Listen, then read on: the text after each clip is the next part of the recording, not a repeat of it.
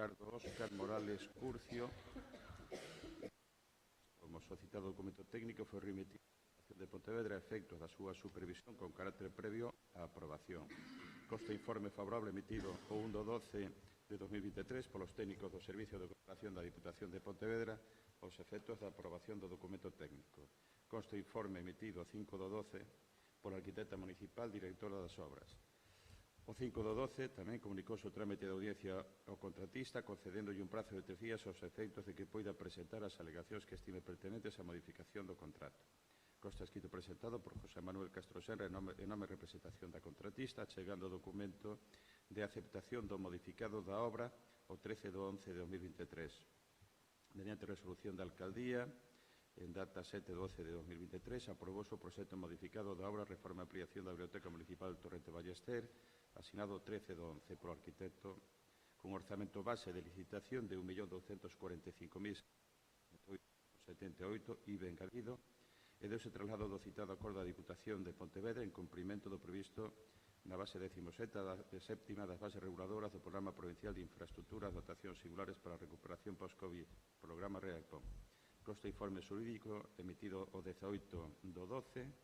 O 18 do 12 por parte da Alcaldía remítese requerimento ao arquitecto redactor do proxecto modificado a efectos de que subsane os defectos advertidos pola arquitecta directora da obra no informe emitido 5 do 12 de 2023. Constan informes emitidos pola arquitecta directora de obra Laura Palacio Marín o 20 do 12 de 2023 respecto da comprobación do cumprimento da legislación urbanística sectorial e do planeamento, así como da titularidade, disponibilidade e efeccións do proxecto modificado. O 21 de decembro ten entrada no Rexistro Concello instancia presentada por Ricardo Óscar Morales Curcio, achegando a descomposición de prezos unitarios e listado de man de obra corresido, sendo emitido informe favorable pola arquitecta do Concello directora das obras na mesma data. Consta acta de trazado previo asinado o 21 de decembro de 2023 pola directora de obra e o redactor do proxecto. O 22 de decembro de 2023, a arquitecta directora da obra emite informe sobre a innecesariedade de suscribir acta de comprobación de replanteo. Consta informe de fiscalización previa de conformidade emitido pola interventora do Concello 22 de decembro de 2023. A legislación aplicable, pero pois tendo en conta todos estes antecedentes aos que me acabo de referir, propoño ao Pleno da Corporación o seguinte acordo.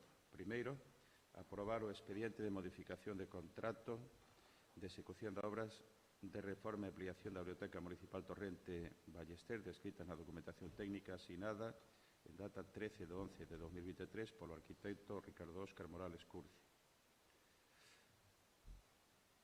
Ten un orzamento de 1.029.569,24, máis o IBE do 21%, para un total de orzamento de 1.245.778,78. Segundo, dispoñer o gasto polo importe incrementado como consecuencia do modificado que ascende a cantidade de 122.309,14, o que supón o 12,40% sobre o prezo da adxudicación do contrato por importe de 986.184,82, con cargo a partida orzamentaria correspondente do orzamento vicente.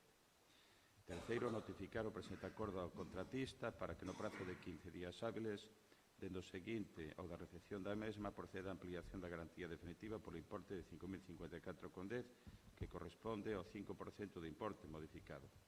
IVA excluído, 101.081,93 e a formalización da modificación contractual con indicación do réximen de recursos oportuno. Cuarto, dar traslado do acordo que se adopta o Servicio de Cooperación da Diputación Provincial nos termos que resulten das bases reguladoras do Programa Provincial de Infraestructuras e dotacións singulares para a recuperación post-Covid. E quinto, publicar a modificación acordada no perfil do contratante do Concello de Bueu alosado na plataforma de contratos do sector público. Creo que non é necesario tampouco extenderme moito máis, simplemente se trata, como digo, de poder rematar, en este caso, tamén a través da modificación do contrato, pois a parte administrativa do que foi e supuso a execución de obra ao longo destes últimos meses, casi me atrevería a decir que de semanas, e tamén, bueno, un pouco que está relacionado, obviamente, con este trámite, pois a obra está prácticamente lista, quedará lista en todo caso, salvo que quede algunha cuestión menor ao longo destes días desta semana, non?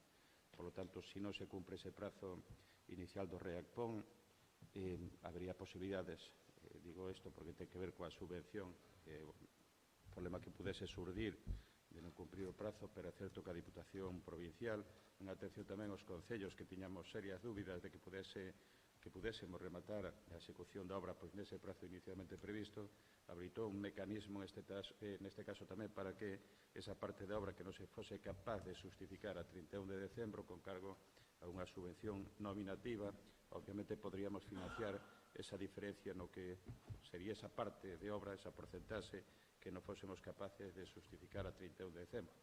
No noso caso, creemos que podemos estar en condicións, e insisto, algunhas cantidades menores que poida haber, de que poidamos, en este caso, tamén acreditar que a obra este terminada a 31 de decembro. Salvo que algunha cuestión queda aí, pendente, algunha pequena cantidade, algunha pequena unidade de obra. Pero a día de hoxe, a martes 26, prácticamente, a obra debe estar nun 90-95% executada, queda rematar por dentro, e, por lo tanto, como digo, poder cumprir eses prazos.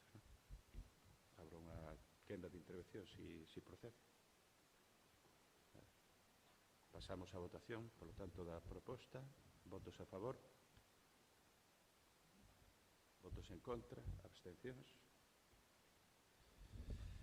Bueno, pois, damos a sesión por finalizada. Insisto unha vez máis, pois, disculpar en este caso pois a premura na convocatoria, razón as que acabo de comentar. Despois do Nadal, que desexaros que teñades un bo remate de ano e que teñades un mellor ano 2024. Sobre todo, tendo en conta todo o que se move por aí, que sigamos mantendo pois un clima de cordialidade e concordia que creo que tamén é de agradecer.